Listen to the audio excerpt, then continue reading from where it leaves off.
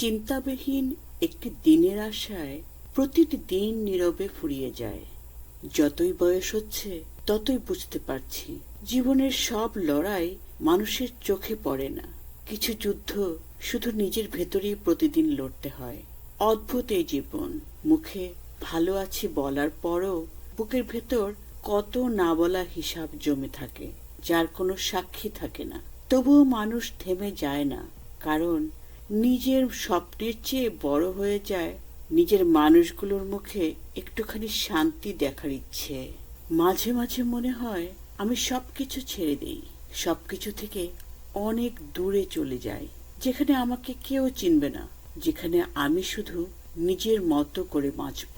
কিন্তু পরক্ষণেই মনে হয়, আমি কি সত্যি সবকিছু ছেড়ে যেতে পারবো?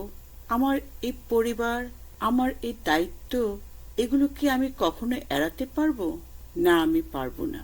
কারণ আমি তো শুধু নিজের জন্য বাঁচি না, আমি অন্যদের জন্যও বাঁচি।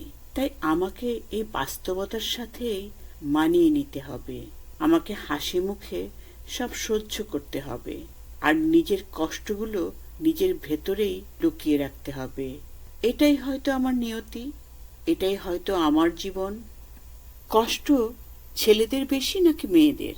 হয়তো প্রশ্নটাই ভুল, কারণ কষ্ট কখনো ছেলে মেয়ে দেখে আসে না।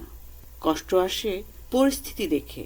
যে মানুষ অর্ধকষ্টে আছে তার কষ্ট একরকম, যে মানুষ প্রিয়জন হারিয়েছে তার কষ্ট আরেক রকম, যে মানুষ প্রতিদিন অপমান সহ্য করে বেঁচে আছে তার কষ্ট আবার সম্পূর্ণ ভিন্ন। এই কষ্টকে লিঙ্গ দিয়ে নয়, পরিস্থিতি দিয়ে বুঝতে শিখুন। কারণ মানুষের পরিচয় ছেলে বা মেয়ে হতে পারে, কিন্তু কষ্টের পরিচয় শুধু একটাই, পরিস্থিতি। জীবন সঙ্গী শুধু সুন্দর চেহারার মানুষ হলে হয় না।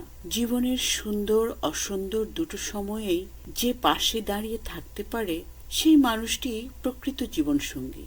যে আমার সাফল্যে গর্ব করবে কিন্তু ব্যর্থতায় আমাকে ছোট করবে না।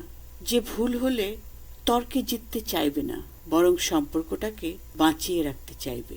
যে শুধু আমার হাসির সঙ্গী নয়, আমার নীরবতার ভাষা বুঝতে শিখবে। ছেলে হোক বা মেয়ে, জীবন সঙ্গী হওয়ার জন্য সবচেয়ে বড় যোগ্যতা ধন সম্পদ, রূপ কিংবা অবস্থান নয়। সবচেয়ে বড় যোগ্যতা হলো বিশ্বাস ধরে রাখার ক্ষমতা, সম্মান দেওয়ার অভ্যাস, আর কঠিন সময়েও হাত না ছেড়ে দেওয়ার মন।